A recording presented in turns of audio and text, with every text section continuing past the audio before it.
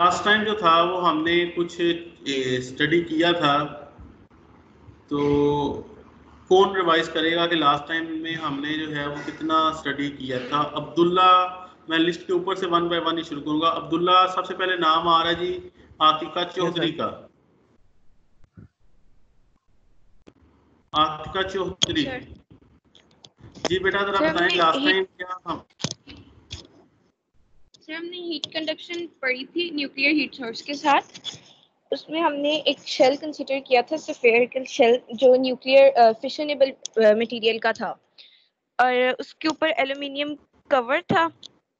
उसके बाद हमने उसके ऊपर मोमेंटम बैलेंस लगाया था, हीट बैलेंस सॉरी, और उसके बाद हम लोगों ने rate of thermal energy production निकाला था और फिर हमने एसएन की वैल्यू लगाई थी और डेरिवेटिव ले लिया था। आप अब्दुल्ला सागिर बेटा आप थोड़ा सा नेक्स्ट बताएं। Thank you Atika. अब्दुल्ला सागिर आप बेटा नेक्स्ट बताएं जरा, ये जो सिस्टम किया था इसमें और मजीद कहां तक किया था हमने।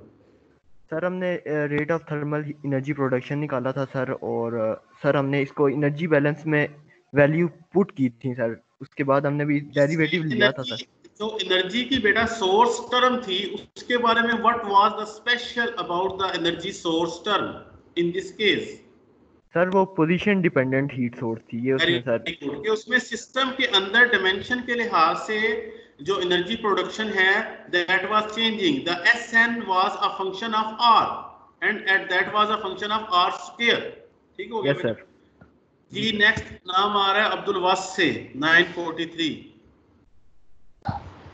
यस सर जी बेटा उसके बाद फिर हमने क्या किया सर? इसमें जो है ना हमने शेल मोमेंटम बैलेंस लगाया था और वो फिर लिमिट लेते हैं डेल्टा और कुछ जीरो और देन वो मोमेंटम में और एनर्जी में कोई फर्क नहीं रखा। Sorry energy shell energy balance sorry. अच्छा चलिए उसके बाद क्या हमने क्लैडिंग मटेरियल के ऊपर भी एनर्जी बैलेंस अप्लाई किया था। यस सर उसके ऊपर भी किया और वहाँ पे एसएन की टर्म जीरो हो जाती है क्योंकि एनर्जी सोर्स जो है ना वो नहीं है वहाँ पे। Very good. तो हमने वही जो फ्यूल मटेरियल के अंदर जो हमने जो बैलेंस अप्लाई किया था उसी में हमने कहा कि सोर्स टर्म जीरो है, तो उसी पे भी हमने जो है वो क्लैडिंग की लिख ली। तो हमारे पास बेटा दो इक्वेशंस हमारे पास बेटा आ गई थी। One is the energy balance for the fuel material, one is energy balance for the non-fuel or the protective layer or cladding material. The next step would be the integration. आप बेटा इन दोनों equations की simple r के लिहाज से integration करेंगे, ठीक है। You will get the equation QRF. QRF is the heat flux in the fuel is equal to SN naught into R by 3 plus B by RF square into R cube over 5 plus C1F over R square। तो इसमें जो constant of integration appear हो रहा है बेटा उसको वो कह रहा है C1F। सिमिलरली जब सेकंड इक्वेशन को जो क्लैडिंग वाले हीट फ्लक्स है उसको जब इंटीग्रेट करेंगे तो simply we get plus C1C over R square। Now we have two integration constant C1F and C1C. We have two integration constant। जी आगे है अहमद शाह साहब। जनाब अहमद शाह साहब। यस सर अस्सलाम वालेकुम। कैसे हैं आप? खैरियत से हैं? यूनिवर्सिटी आ रहे हैं सर? नहीं सर अभी घर पे ही है। अच्छा घर पे ही है, अपने घर है सर। अच्छा ये बताएं कि ये C1F और C1C इसमें इसको बेटा किस तरह करेंगे? सर इस पे बाउंड्री कंडीशंस अप्लाई करेंगे। गुड हो गया। तो बेटा क्या हो सकती है बाउंड्री कंडीशन आपकी? सर जो फ्यूल मटेरियल के लिए है वो तो मिनिमम जो R होगा वो R=0 पे होगा और मैक्सिमम जो है वो R=R F पे होगा। वेरी गुड बेटा अहमद आपने ठीक कहा। तो now we will apply the boundary conditions. There would be the two boundary conditions. Boundary condition one would be at R is equal to 0 QRF is not infinite। अच्छा बेटा जरा इस इक्वेशन के अंदर गौर करें कि इस इक्वेशन में अगर मैं R is equal to 0 put कर दूं, R is equal to 0 put कर दूं तो ये जो QRF है ये शूट हो जाता है इनफाइनाइट को। तो R इज इक्वल टू 0 का फिजिकली मतलब ये है कि one observer is at the centre of the sphere. तो ऐसी सिचुएशन तो नहीं है कि सेंटर ऑफ द स्फीयर के ऊपर Q जो फ्लक्स जो है वो इनफाइनाइट हो जाए, ये इम्पॉसिबल है। इनफाइनाइट का मतलब है जी कि हीट फ्लक्स की वैल्यू इनफाइनाइट चली गई है, जबकि ऐसा तो नहीं है। So what does it mean? It means कि जो C1F है that must be equal to 0। ठीक है, क्योंकि अगर R is equal to 0 put करें तो QR जो है वो इनफाइनाइट को शूट कर रहा है, that is not possible physically. It means कि जो C ये वाली जो टर्म है this is problematic term and C1F must be equal to 0. And secondly, at R is equal to RF, at R is equal to RF, QRF is equal to QRC. इसको कौन explain करेगा? अहमद शाह के बाद नाम आ रहा है जी एमन यूनस। एमन यूनस बेटा जरा इसको एक्सप्लेन कर दें सेकंड बाउंड्री कंडीशन को। सर सेकंड बाउंड्री कंडीशन में R is equal to R है, मतलब जो हमारे पास अब वो सरफेस पे है। यस, इंटरफेस पे है, फ्यूल मटेरियल और क्लैडिंग मटेरियल के इंटरफेस पे। यहाँ पे जस्ट जो है वो दोनों इंटरफेस, दोनों सॉलिड मटेरियल आपस में इन कांटेक्ट हैं R is equal to RF के ऊपर। तो यहाँ पर वो क्या लगा रहा है कंडीशन?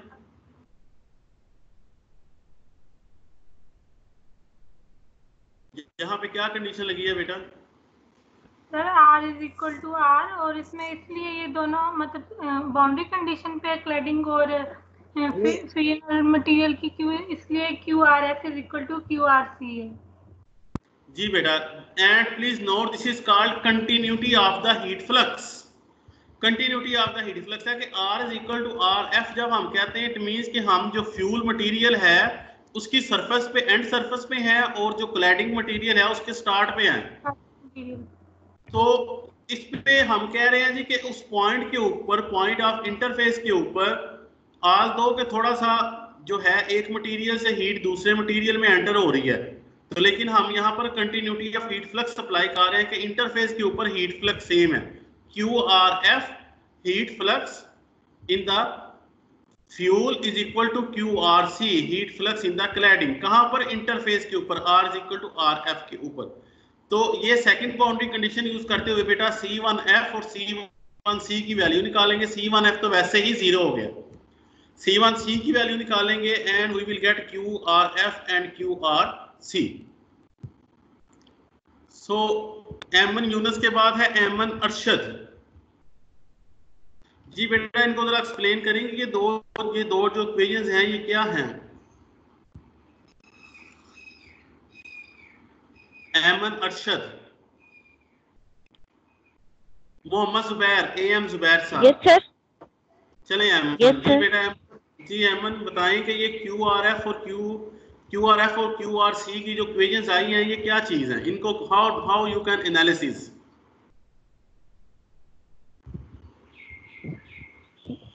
QR जो हीट फ्लक्स है वो R के साथ वेरी कर रहा है। किसमें? QRF की बात कर रही है, QRC की बात कर रही है?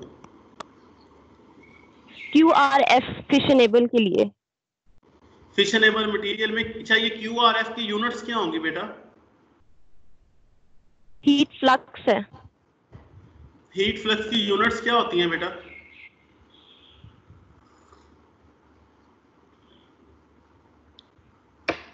जी AM जुबैर साहब, AM जुबैर साहब, एमन आओ अपना माइक ऑन कर। जी जुबैर साहब जरा बताइएगा सर ये QRF की यूनिट्स क्या होंगी? सर वाट पर मीटर स्क्वायर, क्योंकि जो हीट फ्लक्स है ना हमारे पास, तो जूल पर सेकंड पर मीटर स्क्वायर होगा सर। इसका थोड़ा एनालिसिस कीजिएगा। ये जो इक्वेशन है QRF = SN node R/3 + B, इसका थोड़ा सा एनालिसिस कीजिएगा। How you can analyse this equation? Sir इसके अंदर जो SN नोट है हमारे पास, हीट सोर्स है ऑन द सरफेस, R हमारे पास स्मॉल r वेरिएबल है, R = 0 और R = 0। यस सर, R = 0 हमारे पास जो SN नोट आएगा, उसके बाद जो स्मॉल r है वो वेरिएबल है जिसके साथ हमारा हीट फ्लक्स जो वो चेंज होता जा रहा है। और क्योंकि ये R³ है तो हमारे पास ये जो इक्वेशन बनेगी ये कॉम्प्लेक्स इक्वेशन है। D क्या चीज है बेटा? क्या sir B? Small B for ball. No sir, ये बी हमारे पास कोफिशिएंट था जिसे हम लोगों ने डायमेंशनलेस पॉजिटिव कांस्टेंट कहा था स्टार्टिंग के अंदर। ठीक हो गया। सो ये जो हीट फ्लक्स है ये मैथमेटिकली ये सिंपल लीनियर रिलेशन है या नॉन लीनियर रिलेशन है? सर ये नॉन लीनियर रिलेशन है ड्यू टू आर जैसे क्यूब जैसे और आर की वैल्यू इंक्रीज हो रही है हीट फ्लक्स की वैल्यू बढ़ रही है या कम हो रही है? सर जैसे जैसे आर की वैल्यू बढ़ती जा रही है हीट फ्लक्स भी बढ़ता जा रहा है क्योंकि डायरेक्टली प्रोपोर्शनल है क्यू आर और small R. Small R directly proportional बल्कि आर क्यूब आ रहा है। वेरी गुड हो गया बेटा, thank you very much. Aamir Zubair के बाद है अकील शरीफ।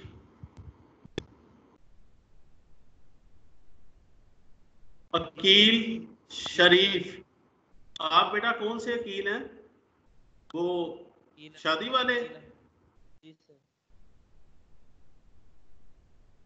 अकील साहब? जी सर।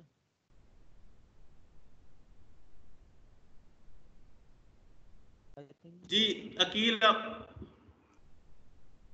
जी सर। जी अकील, क्यू आर सी क्या चीज है? QRC heat flux at. अच्छा बेटा आपकी आवाज नहीं आ रही है, माइक ऑफ कर ले। नेक्स्ट है अरीज जावेद। जी सर। बेटा ये क्यू आर सी क्या चीज है? Sir heat flux at cladding. Heat flux in the cladding material. इस इक्वेशन को बेटा एनालाइज करें, how you can analyse this equation. Q R C is equal to, sir ये कैपिटल आर के साथ इसका वो है relation, inversely proportional to small R. इसमें वेरिएबल राइट हैंड साइड पे वेरिएबल क्या है?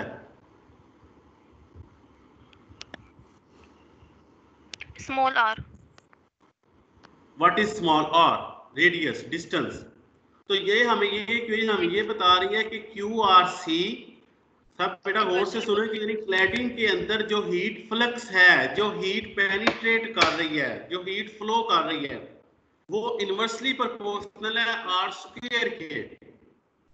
जी सर। तो नेक्स्ट जो है असद एन, असद साहब, Asad 2721। Yes sir. Asad 27। Yes sir. तो बेटा आप ये बताएं कि जैसे जैसे हम क्लैडिंग मटेरियल में बाहर की तरफ मूव करेंगे हीट फ्लो जो है वो कम हो रहा है या ज्यादा होगा? सर हीट फ्लो कम हो रहा है क्योंकि आर की वैल्यू बढ़ रही है।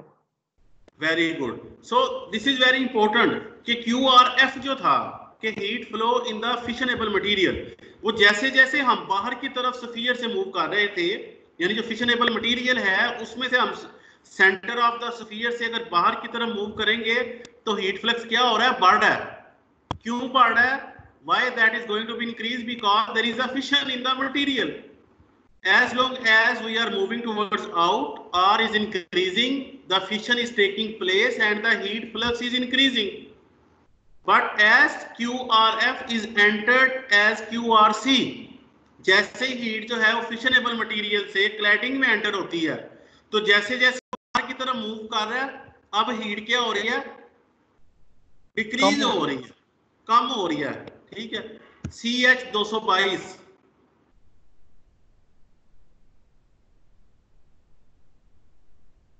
CH 222 section B.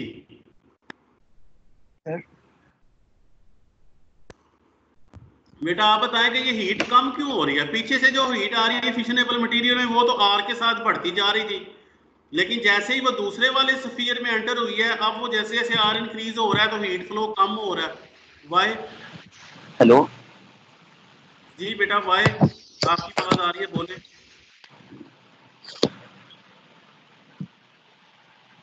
हेलो जी CI 20 अपना माइक ऑफ कर ले बेटा आप। इhtisham नजीर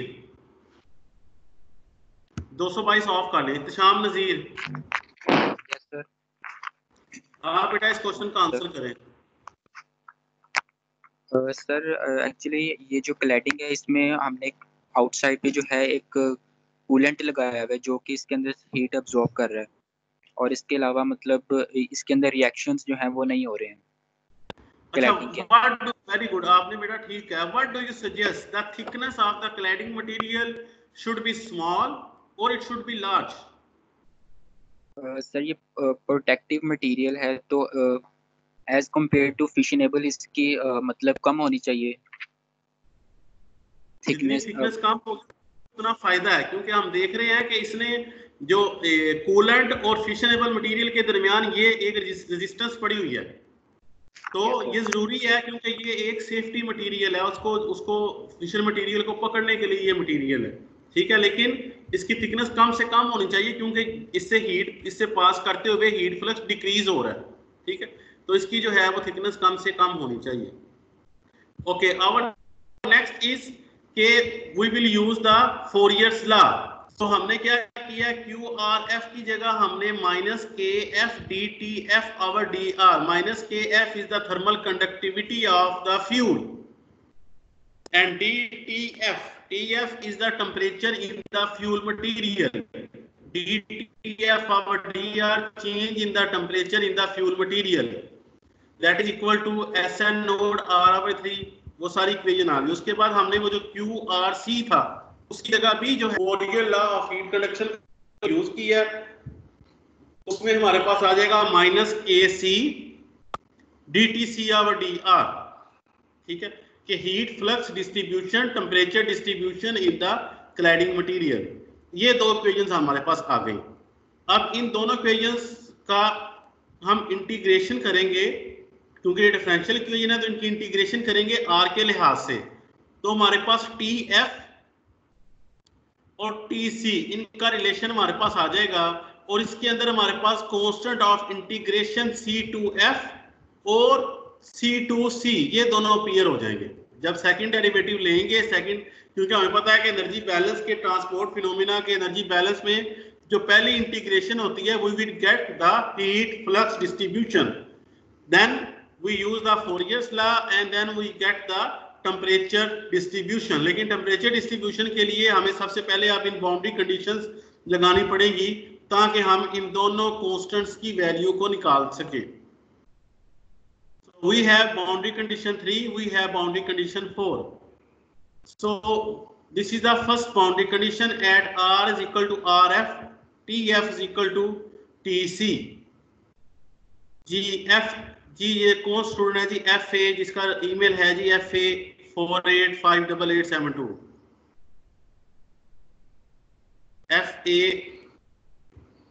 48588।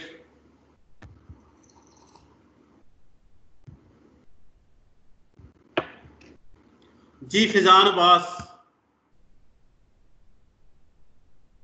जी सर। फिजान अब्बास, ये बेटा फर्स्ट बाउंड्री कंडीशन को एक्सप्लेन कर सकते हैं?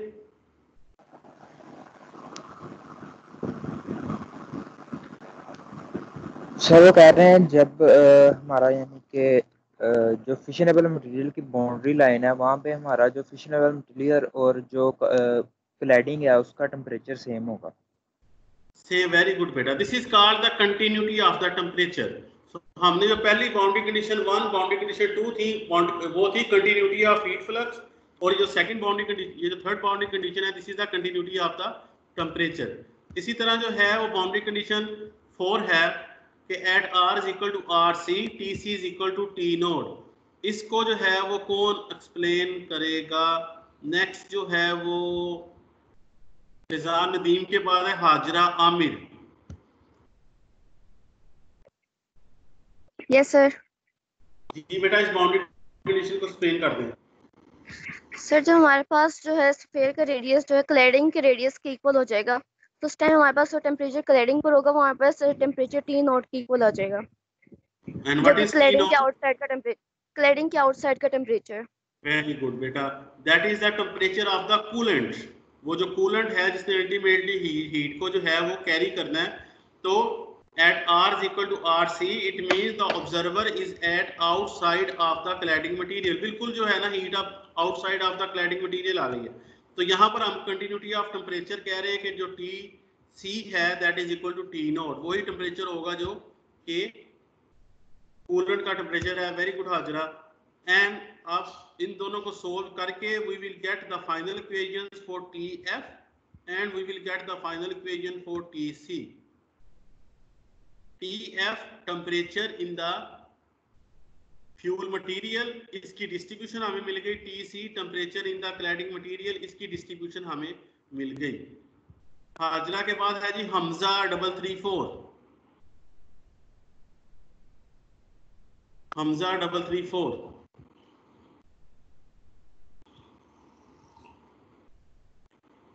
ओके, नेक्स्ट है Hamza Riaz 3510, Hamza Riaz. Yes sir.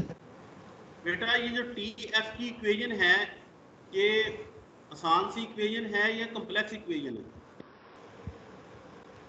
Sir इसमें सब चीज़ें नॉन ही नजर आ रही, नॉन तो नहीं नजर आ रही, आसान ही लग रही है। Can you explain this equation? Can you analyze this equation? Sir ये पहली इक्वेशन है फिशनेबल टेम्परेचर वाली है, जो उसमें बताया हुआ है कि इसमें जो रेडियस है उसके स्क्वायर के डायरेक्टली प्रोपोर्शनल है, तो वो ये था। उसके बाद sir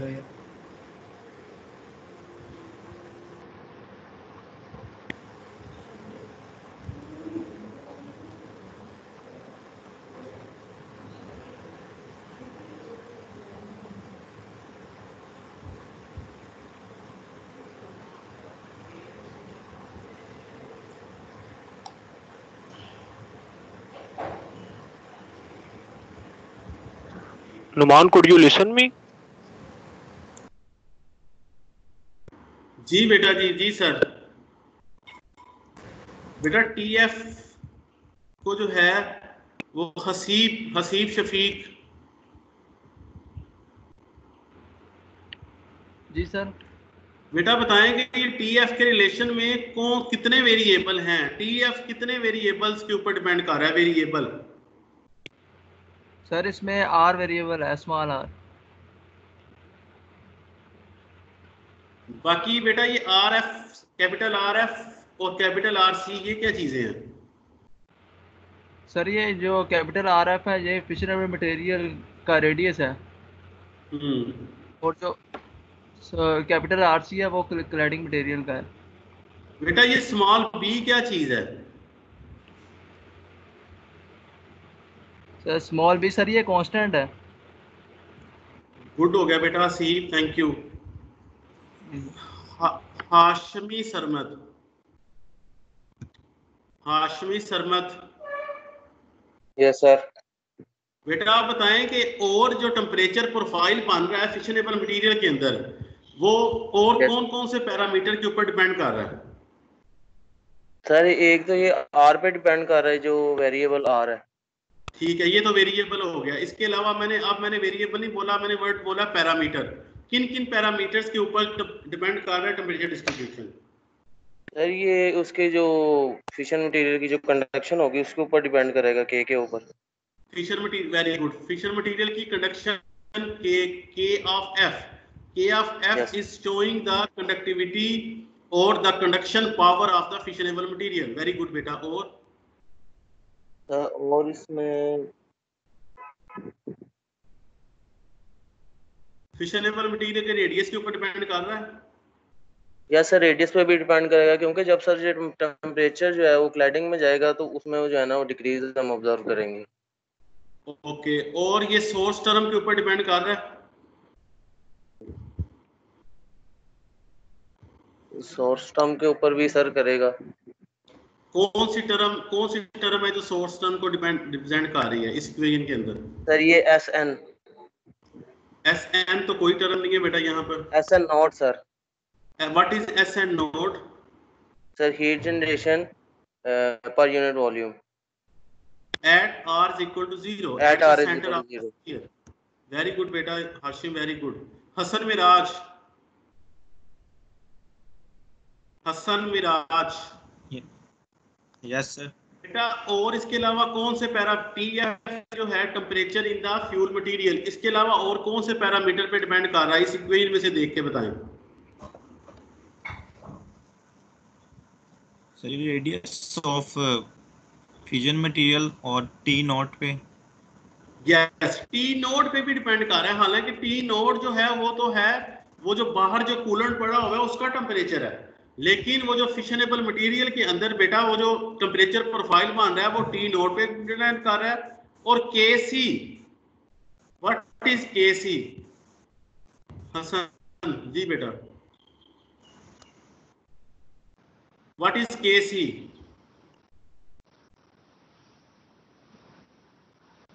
ji Jibran Yusuf, Jibran Yusuf. Yes sir KC thermal conductivity of cladding material. अच्छा बेटा, ये हम तो जिब्रान बात कर रहे हैं conductivity profile in the cladding material fissionable material, conductivity उसके अंदर केसी का रिलेशन भी आ रहा है। Why it is, what do you think? Hasan आप ना ऑफ कर दे बेटा माइक, हसन। जिब्रान बोलेगा, जिब्रान साहब। सर हीट फ्लो जी हो रहा है रमजान चौधरी, रमजान चौधरी साहब। Yes sir. जी आपने बेटा हैंड रेज किया। जी बेटा आप बताएं कि हम तो बात कर रहे हैं temperature profile in the fissionable material, लेकिन इसके अंदर जो है वो टी नोड भी आ गया है, इसके अंदर केसी थर्मल कंडक्टिविटी ऑफ क्लैडिंग भी अपीयर हो रही है। Why it is so? Sir actually हम बात कर रहे हैं फिशनेबल मटेरियल की, लेकिन वहाँ पे चूंकि हीट प्रोड्यूस हो रही है ड्यू टू कंडक्टिव भी हो रही है, और जो हमारे पास फिशनेबल मटेरियल है वो भी प्रोड्यूस कर रहा है, तो उसकी जो प्रोफाइल होगी वो क्लैडिंग मटेरियल तक जाएगी, तो इसलिए वो उसको डील कर रहा है साथ। हाँ, क्लैडिंग मटेरियल क्योंकि उस तक जाएगी वो भी साथ अटैच है, इसलिए जो फ्यूल के अंदर जो टेम्परेचर प्रोफाइल बन रही है वो जो है वो क्लैडिंग के जो पैरामीटर्स हैं उनके भी डिपेंड कर रही है। ठीक हो गया बेटा। अगर बेटा आप नेक्स्ट इक्वेशन अगर हम देखें, जी सर, अगर हम नेक्स्ट इक्वेशन देखें, और रमजान के बाद नेक्स्ट है मोहम्मद रेहान। मोहम्मद रेहान 2250। रेहान साहब जरा ये जो टीसी है ये जरा बता दें कि टीसी क्या होती है। ये टेम्परेचर होता है क्लैडिंग के अंदर जो टेम्परेचर इन द क्लैडिंग। तो ये इक्वेशन बेटा कितने पैरामीटर्स के यानी कि क्लैडिंग के अंदर जो टेम्परेचर है वो कितने पैरामीटर्स के ऊपर डिपेंड कर रहा है, जरा बताएं। वेरिएबल कौन सा है? सर वेरिएबल इसके अंदर आर है,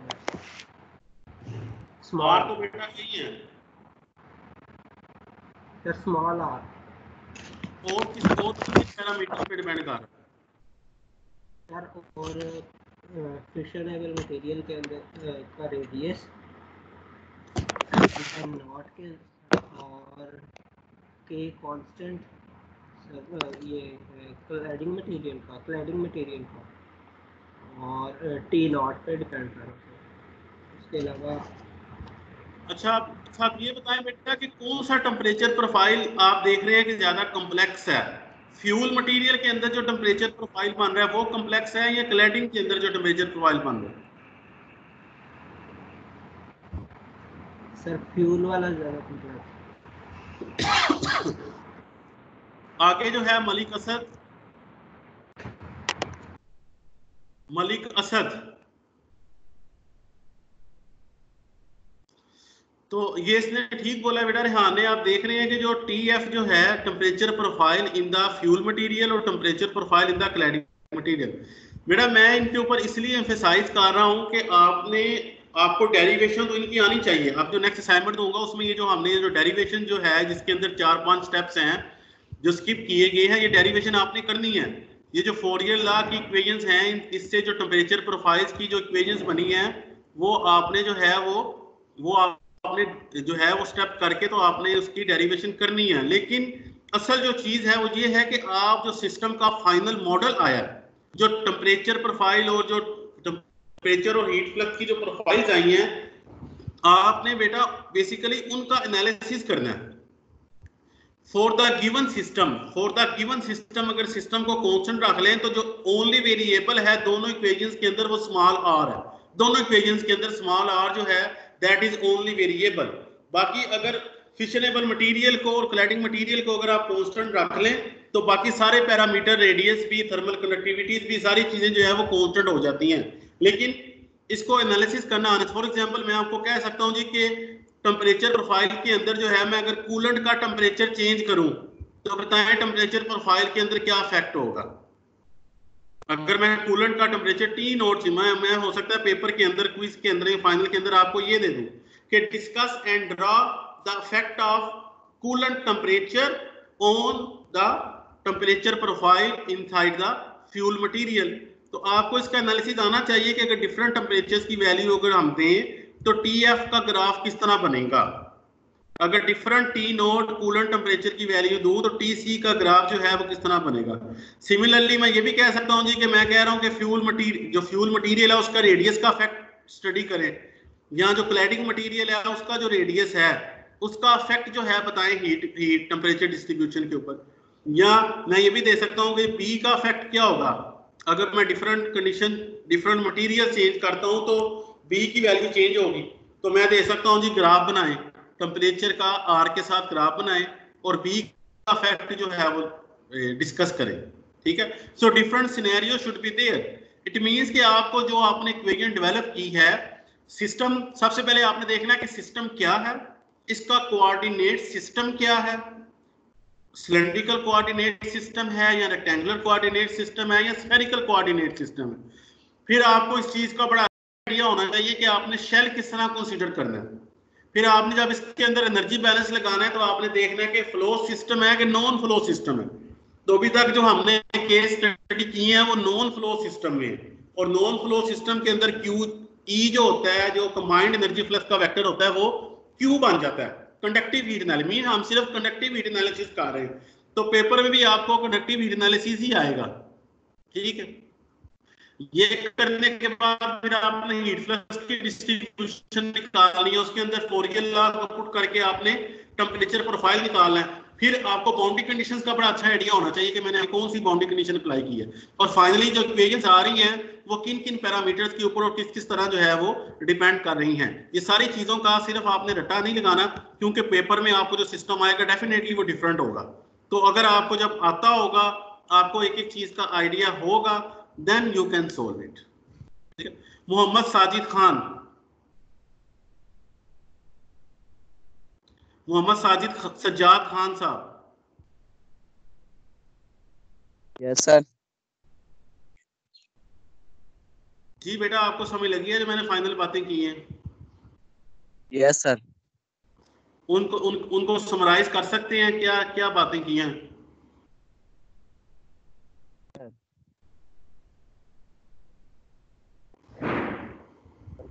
बाउंड्री कंडीशन जो लगाई है और उसके बाद जो जिन जिन पैरामीटर्स पे वो डिपेंड करेगा। ठीक है, ठीक है।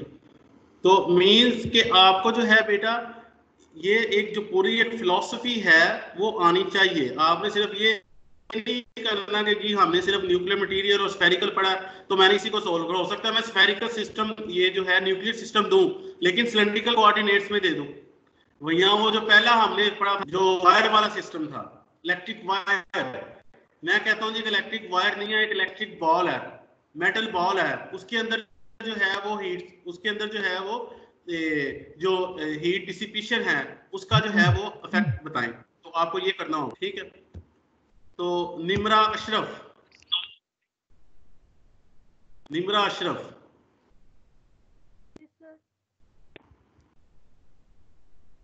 निम्रा अशरफ बेटा बताएं what you have learned in this slide, in the last slide। Sir आपने टेम्परेचर ऑफ फ्यूजनेबल मटेरियल और इसका बताया, डिफरेंट पैरामीटर्स पे इसका क्या इफेक्ट होता है, डिफरेंट पैरामीटर्स का इस पे क्या इफेक्ट होता है, और क्लैडिंग टेम्परेचर का डिफरेंट पैरामीटर्स पे क्या इफेक्ट होता है। ठीक है बेटा, वेरी गुड। नुमान नसीम, नुमान नसीम,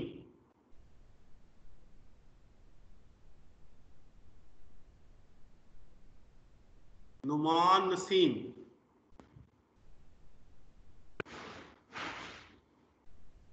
जी आगे है सईद 3722। Saeed, yes sir. सईद 3722। जी बेटा वो जो ये जो लास्ट बातें जो मैं क्लास को बताना चाह रहा हूँ वो क्या है, जरा रिवाइज कर दें। सर ये मतलब सारी डिजाइन पैरामीटर्स हैं जिस जो हम चेंज करके मतलब अपना जो सिस्टम है वो कंट्रोल सिस्टम जो है वो सर कंट्रोल कर सकते हैं। मिसाल के तौर पर सर अगर हम सर मेटल है वो ज्यादा इफेक्टिव लगा दें जिसकी थर्मल कंडक्टिविटी ज्यादा हो, वेरी गुड, वेरी गुड। तो सर वो ज्यादा इफेक्ट करेगा टीएफ को भी और टीसी को भी। Very good, very good, very good, बिल्कुल ठीक कह रहे हैं। और मैं ये समझाना चाह रहा हूँ क्लास को कि आपने सिस्टम को जब स्टडी करना तो सिर्फ रट्टा नहीं लगाना, डेरिवेशन तो करनी ही करनी है, लेकिन सिर्फ डेरिवेशन सिर्फ सोल्व करने की हद तक नहीं करनी, आपको सिस्टम का कंप्लीट एनालिसिस आना चाहिए। Why? Because in the exam you have to solve some unknown situation.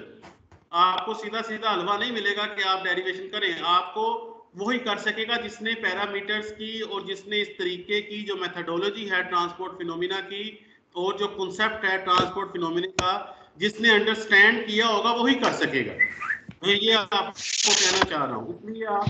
इसलिए मैं कह रहा हूँ कि आप देखें, सबसे पहले देखना चाहिए कि स्फेरिकल सिस्टम है, सिलेंड्रिकल है, कोऑर्डिनेट सिस्टम कौन सा है, ठीक है, फिर इसके अंदर हीट सोर्स कौन सा है, बाउंड्री कंडीशंस कौन सी हैं, शेल किस तरह कंसीडर करना है, तो ये सारी बातें आपको बड़े अच्छे तरीके से जो है वो आनी चाहिए। सो कैन एनीबॉडी, क्या इसके अंदर आपको जो टेम्परेचर प्रोफाइल है वो ड्रा किए हुए कहीं नजर आ रहे हैं? सैफ अली, सईद के बाद है सैफ अली। सैफ अली, आपको कहीं टेम्परेचर प्रोफाइल्स के ग्राफ ड्रा किए हुए नजर आ रहे हैं इस स्लाइड के अंदर कहीं पर? सर मैं बताऊं? जी बेटा बताएं। सर ये जो डायग्राम बनी हुई है इसके अंदर वो टेम्परेचर प्रोफाइल बना हुआ है जो टीएफ से कम होते होते टी नॉट पे जा रहा है। ये नुमान नसीम कौन है? सब्जादार वाला है कि ये जो सीआर था पुराना वो है? सर सब्जादार वाला। जी नुमान साहब सब्जादार वाला। आप बताएं कहाँ पर है जी आप? अच्छा, आप में से कोई स्क्रीन, जिस तरह मैं ड्रॉ कर लेता हूँ, आप स्क्रीन के ऊपर ड्रॉ कर सकते हैं, आप जो पार्टिसिपेंट्स हैं? No sir. सर ये डायग्राम जो बनी हुई है इसमें टी एफ से लेकर टी नॉट तक टेम्परेचर प्रोफाइल ना कम होती जा रही है, यहाँ पे वो रिप्रेजेंटेशन की हुई है उन्होंने। तो आप क्या ये दोनों temperature profile number 1, temperature profile 1 और 2, क्या ये दोनों सेम ही है या डिफरेंट है? सर एनालॉजी पाई जाती है इनमें, लेकिन आहिस्ता आहिस्ता वो कम होता जा रहा है। हाँ, क्या इन दोनों के मैथमेटिकल मॉडल सेम है या डिफरेंट है? Sir mathematical model heat source का फर्क है, बाकी सब कुछ तकरीबन सेम है कि हीट सोर्स नहीं है क्लैडिंग में और फिजन मटेरियल में हीट सोर्स है। ठीक है नुमान, आप ठीक कह रहे हैं बेटा। उसके सैफ अली, नुमान के बाद सैफ अली।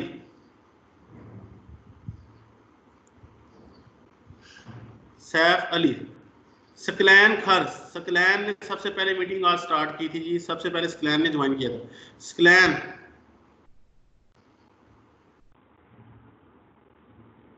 सरमद अली जी, सरमद अली।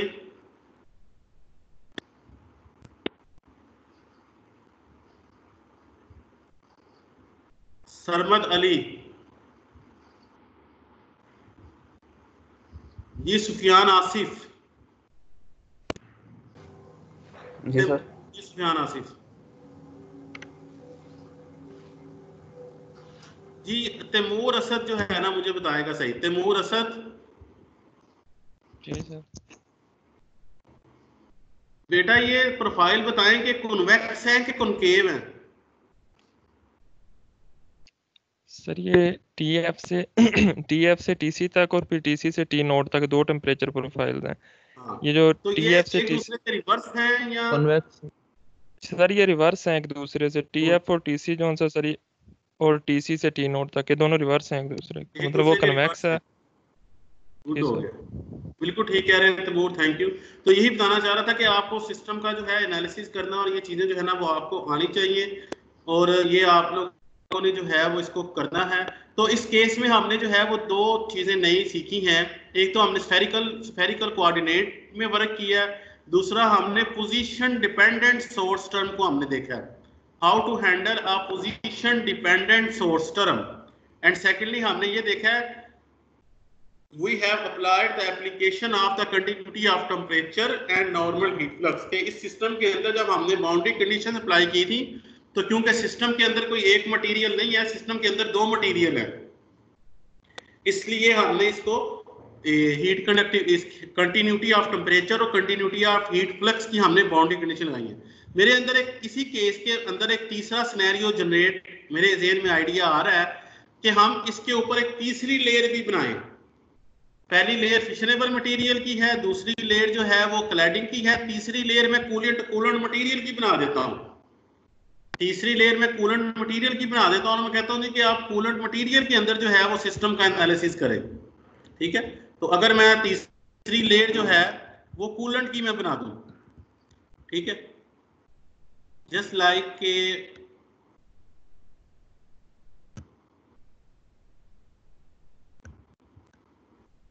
अगर मैं तीसरी एक लेयर जो है वो कूलेंट की बना दूं इस तरह, it would be a very good scenario कि अब मैं कहूं कि साथ कूलेंट की बना दूं और अब मैं कहूं कि इसके अंदर जो टेम्परेचर है वो टी नोड है और बाहर जो टेम्परेचर है वो जी फर्ज करें मैं कहता हूं जी कि टी ए है, कोई टेम्परेचर रख देता हूं। अब मैं कहता हूं जी कि कूलेंट के अंदर भी हीट टेम्परेचर की और हीट फ्लक्स की प्रोफाइल निकालें। So can you draw it Zain Javed, Taimur के बाद है जैन जवेद। Yes sir. जी Zain, what do you think it would be okay अगर मैं पेपर के अंदर ये वैसी सिनेरियो दे दूं कि तीसरा एक मटेरियल भी ड्रा कर दूं, कूलेंट है जी, इसके अंदर भी निकालें टेम्परेचर प्रोफाइल, तो कैन यू डू इट? जी सर, निकल जाएगी। देख लेना यार, फिर क्लास में दे देना पेपर में ही। सर अब मेरे ऊपर तो ना करे, अगर आपने देनी है तो दे दें। आप कह रहे हैं तो ये जो है वो हो सकता है, तो any how it may be something like this. मैं ये कह सकता हूँ कि क्लैडिंग मटेरियल जो है ना वो डबल है, डबल टेप भी तो चला लेते हैं ना बॉस का, क्रिकेट खेलते हुए गेंद के ऊपर ये डबल टेप। तो मैं कहूँ जी एक पहला मटेरियल एल्यूमिनियम का है, दूसरा कॉपर का है, ठीक है, तो आप इसको एनालिसिस करें। ठीक है, तो different scenarios can be there. ठीक हो गया जी। तो यहाँ तक अगर कोई क्वेश्चन आपके जहन में है, किसी के जहन में, तो वो क्वेश्चन जो है ना वो पूछ सकता है। अटेंडेंस मैं आप लोगों की, क्योंकि पहले ही मैं कह चुका हूँ कि 10 मिनट बाद मैं ले लेता होता हूँ। So any question? Sir book के अंदर जो है ना, जब TF और TC लिखा हुआ है तो सर उसके साथ T नॉट की टर्म नहीं लिखी हुई, तो हम उधर ऐड कर लें सर T नॉट की टर्म। TC और जो सर हमने फाइनल वैल्यूज निकाली है ना TF और TC की, TF और TC की जी बेटा, सर बुक के अंदर उसमें T नॉट का फैक्टर नहीं लिखा हुआ। यार मैंने ये टी वहां से कॉपी पेस्ट की हुई है बेटा जी। आप कौन सी बुक पढ़ रहे हैं? नावल तो नहीं पढ़ रहे? उमैरा अहमद का? नहीं सर, बर्ड की बुक है सर, जो लाइब्रेरी से इशू कराई है। पता नहीं केड़ी लाइब्रेरी तो भाई तो इशू करा ली थी, ये भी वैसे मैंने बुक से कॉपी पेस्ट की है सर। चलें सर ठीक है, मैं उधर ऐड कर नहीं सर वो टी नॉट की वैल्यू सर इंसर्ट की है दूसरी इक्वेशन में। अच्छा, तो कर लें यार इसको, टी नोट की वैल्यू इंसर्ट कर लें। ओके है सर। ओके है जी बेटा। और क्वेश्चन जी बेटा जी?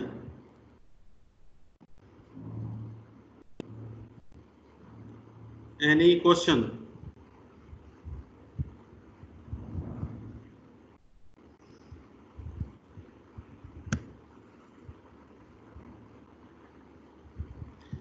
किसी को कोई क्वेश्चन हो बेटा, कोई चीज डिस्कस करनी हो, you can do it. Sir एक बात पूछनी थी। जी बेटा जी। सर वो जो TF की इक्वेशन निकाली थी उसमें हमारा स्मॉल आ रहा है वो ऊपर आ रहा था। हाँ जी। उसके मुताबिक अगर रेडियस आपका ज्यादा होता तो TF बढ़ना चाहिए, लेकिन जो प्रोफाइल ड्रॉ किया उसमें आपका TF हमारा कम हो रहा है। जी बेटा, इस क्वेश्चन का आंसर आई वुड लाइक कि आप में से कोई देना पसंद करेगा? पार्टिसिपेंट्स में से, क्लास में से कोई इसका आंसर देगा? क्वेश्चन सर समझ नहीं आई, रिपीट सर कर दो। बेटा क्वेश्चन जरा रिपीट कर दे। सर ये पूछा जो TF की इक्वेशन निकाली है उसमें जो स्मॉल आ रहा है वो ऊपर था, तो उसके मुताबिक अगर बाकी सब कुछ कांस्टेंट रहे तो अगर R बढ़ता है तो TF बढ़ना चाहिए, लेकिन जो ऊपर तो हमने प्रोफाइल ड्रॉ किया है उसमें TF कम होता जा रहा है जैसे जैसे हम R बढ़ाते जा रहे हैं। जी सही सर।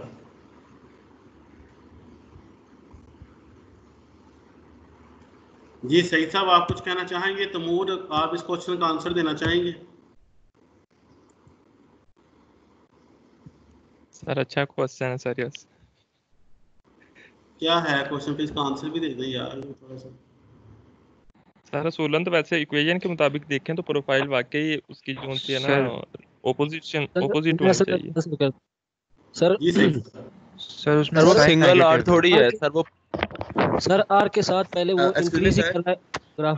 ग्राफ को देखें सर, हो रहा कुछ सईद बोलेगा please one by sir Saeed एक एक बंदा। सर हमारी उस क्वेश्चन में ना साथ माइनस का साइन भी आ रहा है, जिससे हम कह सकते हैं कि जिस तरह आर भरेगा उस तरह ना कम भरेगा,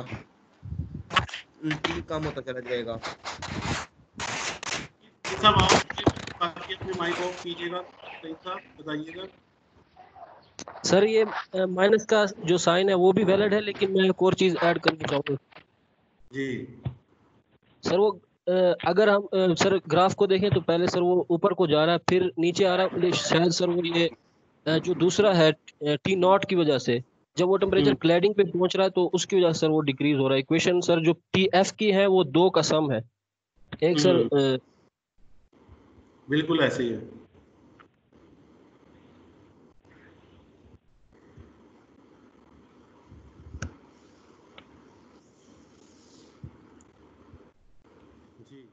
जी इक्वेशन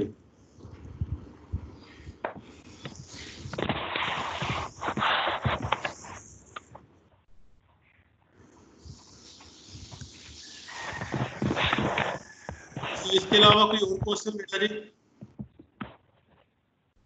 ये क्वेश्चन भी शामिल कर लें आपकी नेक्स्ट असाइनमेंट में, जी है ना, थोड़ा सा हो जाएगा। अच्छा नेक्स्ट बेटा क्वेश्चन कोई?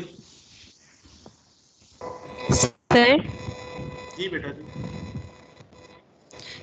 सर आपने कहा है कि अगर हम कूलेंट की मतलब एक बाहर लेयर लगा देते हैं तो सर अब जैसे क्लेडिंग से कूलेंट तक हमारा टेम्परेचर प्रोफाइल डिक्रीज हो रहा है, तो बाद में जो हमारा होगा कूलेंट से आउटसाइड टेम्परेचर तक, एयर के टेम्परेचर तक, वो हमारी इंक्रीज नहीं होनी चाहिए? क्योंकि कूलेंट ने तो हमारी हीट अब्सॉर्ब की हुई है।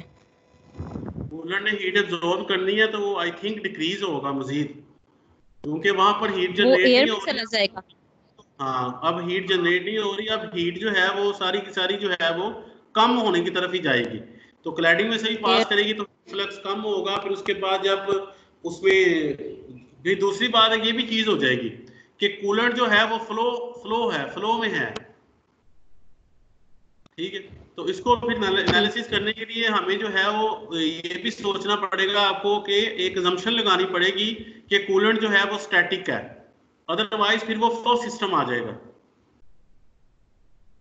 फिर वो जो एनर्जी जो कंडक्शन तक थी फिशन मटेरियल में और क्लैडिंग में सिर्फ कंडक्शन तक थी, लेकिन जैसे ही वो उस कूलेंट के अंदर दाखिल होती है तो फिर सिर्फ कंडक्शन नहीं रहती, फिर वहां पर जो है वो कन्वेक्शन का फिनोमेना भी आ जाता है, क्योंकि कूलेंट तो कंटिन्यूसली फ्लो कर रहा है, ठीक है। तो सिस्टम मजीद कॉम्प्लेक्स हो जाएगा। यहाँ फिर आप अज्यूम करें कि कूलेंट जो है वो स्टैटिक है, ठीक है, तो वहां भी हीट फ्लक्स का जो प्रोफाइल होगा वो डिक्रीजिंग की तरफ ही जाएगा, आई गेस। Okay sir. जी बेटा और इसके अलावा कोई क्वेश्चन? सर जो आपने ये केस दिया कि कूलेंट के ऊपर एक और क्लैडिंग हो, जी जी, तो सर अगर हम कूलेंट के ऊपर एक और क्लैडिंग मतलब लगाते हैं तो टेम्परेचर तो सर वहाँ डिस्ट्रीब्यूट होगा ही नहीं, क्योंकि अगर सर कूलेंट के बाहर कूलेंट के बाहर नहीं, मैं कूलेंट के अंदर ही कह रहा हूँ, क्लैडिंग 1 के बाद क्लैडिंग 2 हो जाए। अच्छा ठीक है जी तैमूर आप क्या कहना चाह रहे हैं बेटा? सर मैं कह रहा था कि जो असद ने क्वेश्चन किया है इसमें नेगेटिव वाली जो रीजन है क्या वो वैलिड होगी? हाँ जी, क्योंकि इसमें हम सिर्फ एक नहीं कह सकते, इसमें देखिए इक्वेशन जो है बड़ी कॉम्प्लेक्स है, प्लस भी है नेगेटिव भी है और एक जगह पर r² भी है, फिर r4 भी है। और सर उसमें 2-3 जगह पे आ रहे हैं, या तो एक ही कॉमन होना ऊपर, तो फिर कह सकते हैं कि डायरेक्टली प्रोपोर्शनल है। सर इसमें हम हाँ जी हम सकते। ये नहीं कह सकते, नेगेटिव वाली रीजन तो लग नहीं रहा कि इसमें वैलिड होगी। बस वी कैन से इसमें इसका एक तरीका ये है कि ये सारे पैरामीटर्स की वैल्यू जो है ना वो पुट करके तो TF का और R का ग्राफ बनाया जाए, फिर इसको आर की डिफरेंट वैल्यू दे के तो देखा जाए कि कर्व जो है वो किस तरह चेंज हो रही है। जी सर ये वैलिड तरीका है। हाँ, लेकिन ये भी देखें कि ये टीएफ की कर्व जो है यहाँ तक ये टेम्परेचर फिर यहाँ पर डिक्रीजिंग में जा रहा है, पहले इंक्रीजिंग में है फिर डिक्रीजिंग में जा रहा है। तो बात होता है ना, खास पॉइंट के बाद एक फिनोमिना से दूसरा फिनोमिना डोमिनेट कर जाता है। एक पॉइंट तक एक फिनोमिना डोमिनेट होता है, फिर उस पॉइंट के बाद जब आगे बढ़े तो दूसरा फिनोमिना डोमिनेट हो जाता है, तो वो सिस्टम की डायनामिक्स जो है वो चेंज हो जाती है। सो ये बड़ा सिंप्लीफाइड सिस्टम है अभी हमने, लेकिन इसके अंदर जो है सर इंक्रीज नहीं कर रहा, वो थोड़ा सा कांस्टेंट ही है एक किस्म का, ऊपर तो नहीं जा रहा उस पॉइंट से। स्ट्रेट है फिर एकदम भी है होता है। हाँ सर ये भी है कि इंक्रीज नहीं कर रहा लेकिन डिक्रीजिंग की तरफ ही जा रहा है। स्टार्टिंग में थोड़ा सा कांस्टेंट है, देन फिर डिक्रीजिंग की तरफ जाता है। हाँ जी, ये कौन बोल रहा है बेटा? बिल्कुल ठीक कह रहे हैं, किसने? अनस सर। अनस मियां अनस साहब, आप ठीक कह रहे हैं कि जो है आप हमेशा मुझे गलत साबित करते हैं यार, लास्ट लेक्चर में भी आपने मुझे गलत साबित किया। आप ठीक कह रहे हैं कि टेम्परेचर तो जा ही डिक्रीजिंग की तरफ रहा है अगर देखा जाए, ऑल दो ये डिक्रीजिंग पैटर्न जो है वो फ्यूल में किसी और तरह का है और क्लैडिंग में किसी और तरह का, लेकिन है डिक्रीजिंग पैटर्न। क्या एम आई राइट और नोट?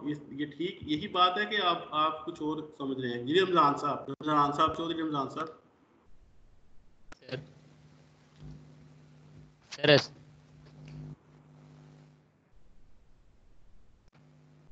ऐसे ही है जैसे कह रहे हैं, टेम्परेचर जो है वो डिक्रीजिंग की तरफ ही जा रहा है। क्यों अनस साहब यही बात कह रहे हैं ना आप? जी सर, बिल्कुल sir.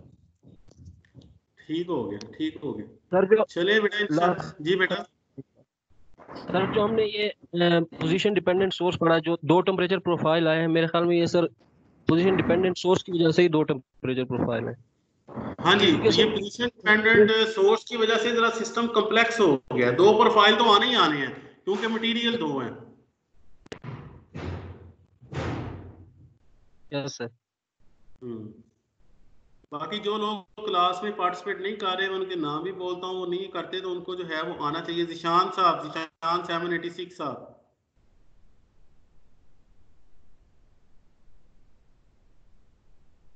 Zeeshan 786, Junaira Naqvi 72। Yes sir. जी जिशान साहब आ गए आप? यस सर आ गया। होते हैं यार, किधर गायब होते हैं यार? फेसबुक पे ही होते हैं बस आप, पढ़ाई की तरफ यार। लेक्चर में यार आप कुछ बोलते ही नहीं है, आप चुप करके बैठे रहते हैं उदास उदास। नहीं सर, मैं तो आपका इंतजार कर रहा होता हूँ कि आप कुछ मैं इतनी देर का यार हम घूम रहे हैं सर, निशान किधर गया? ये समझ लगी है सर जी आज का लेक्चर कुछ थोड़ा बहुत? मेरा नेम शायद आप मेरे तक पहुंच नहीं पाते। हाँ जी, वो एंड में नाम आपका आ रहा होता है। जी बेटा, तो समझ लगी है सर आपको? यस सर, अभी वही डिस्कशन चल रही है कि टेम्परेचर किस तरह डिक्रीज हो रहा है। ये डिक्रीज किस तरह हो रहा है, इंक्रीज किस तरह हो रहा है बेटा? तो ये आपने करना है। मैंने तो 15 साल पहले इसको कर लिया था जब मैं बीएससी कर रहा था। तो ये जितना मैंने बस ये आपको समझाना था, मैंने आपको इतना ही समझाना है कि एनर्जी बैलेंस लगाना है, शेल लेना है और फोरियर और फिर हीट फ्लक्स डिस्ट्रीब्यूशन निकालनी है, फिर फोरियर लॉ लगा के तो आपने टेम्परेचर डिस्ट्रीब्यूशन निकालनी है। स्टेप यही है, लेकिन सिस्टम जो होगा वो अननोन होगा, तो अंडरस्टैंडिंग उसकी थोड़ी सी जो होगी वो डिफरेंट हो जाएगी। जी तैमूर, आप कुछ कहना चाह रहे हैं? ये वैसे ही हाथ खड़े का खड़ा रह गया सर, ये पहले का हैंड रेज हुआ यार। सर वैसे अच्छा। सर हाँ जी जी जी जी जी जी जी सर ये अगर ये जो थी टीएफ रमजान क्या तो नहीं सताती कि रमजान दूर है तुमसे, तो तुम्हें समझ ही नहीं लग रही चीजों की। सताती तो है वैसे सर। अच्छा, तो मिलने का कर लो ना यार, पिज्जा। अकमल की सर ये जो टीएफ वाली इक्वेशन है सर। जी सर। सर इसमें ये जो parameter R over R F है, ये तो 1 से लेस ही होगा हमेशा अगर देखा जाए तो। R F over R C, R over R F जो है सर, तो नेगेटिव तो वैसे ही खत्म हो जाएगा। हाँ जी, ये हमेशा 1 से कम ही होगा फ्यूल के अंदर। फ्यूल बिल्कुल ठीक कह रहे हैं आप जी। तो सर ये तो नेगेटिव तो वैसे ही खत्म हो जाएगा सर, ये तो चक्कर ही इसका खत्म हो जाएगा। ये 1 से कम होगा तो आंसर जो तो होगा 1 में वो से माइनस हो रहा है ना। हाँ, बिल्कुल बिल्कुल आप ठीक कह रहे हैं। ये अगर हम ये वाली सर टर्म देखें आर एफ, इसके अंदर भी वो जो है वो 1 से लेस होगा तो नेगेटिव जो है वो खत्म हो जाएगा। ठीक कह रहे हैं जी आप, सर। लेकिन ये अच्छी सिचुएशन ओवरऑल अगर, तो इसका मतलब है कि टेम्परेचर इंक्रीज की तरफ जाना चाहिए। जी सर, होना तो यही चाहिए। शायद कोई और पैरामीटर हो जिस तरह आप बता रहे हैं कि कुछ और पैरामीटर हो जो इस पर इफेक्ट कर रहा है। मे बी सम स्केयर भी है और पावर भी है, पावर 4 भी है और स्केयर भी है, तो मे बी वैल्यू इंक्रीज भी हो सकती है या नहीं। हाँ जी, लेकिन ओवरऑल जो ये टर्म है वो पॉजिटिव ही रहेगी, क्योंकि R F is always less than 1। जी सर। हाँ, तो ये ऐसा जो है बिल्कुल ठीक कह रहा है। सो यही चीजें हैं कि इनको एनालिसिस करके कि ये मैथमेटिकल इक्वेशंस का प्रोफाइल क्या बनेगा, ठीक है। So we have to see this. So anyhow बेटा जी, ठीक है, सब लोग अपना ख्याल रखिएगा। आई थिंक रिकॉर्डिंग मैंने जो है वो ऑन की थी और रिकॉर्डिंग हो रही है, इसको ऑफ कर देते हैं। अच्छा, रिकॉर्डिंग जो है किसी ने डाउनलोड की है?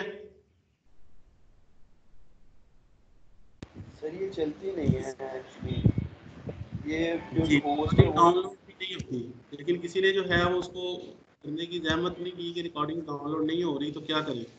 अच्छा, उसमें ये है कि जी बेटा, सर वो ये हो सकता है कि अगर होस्ट चाहे तो वो उसको यूट्यूब या किसी और वे के थ्रू दे सकते हैं, हमें करवाना। एनी हाउ उसके लिए मैं जो है ना राफे यहाँ पर है, राफे नहीं आ जाया, राफे है यहाँ पर।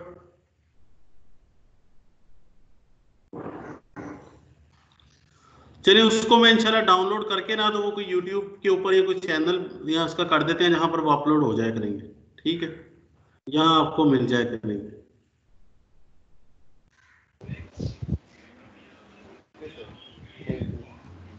ठीक है बेटा जी, ओके बेटा जी, अपना ख्याल रखिएगा सब। जी जी बेटा, सर मैंने पूछना था कि आपने सेकंड असाइनमेंट में क्या क्या असाइन किया है? मैंने अभी सेकंड असाइनमेंट दी नहीं बेटा। वो आप शुरू में कह रहे थे ना, तो इस वजह से मैं कंफ्यूज हूँ। हाँ, वो कंफ्यूज करने के लिए मैं कह रहा था।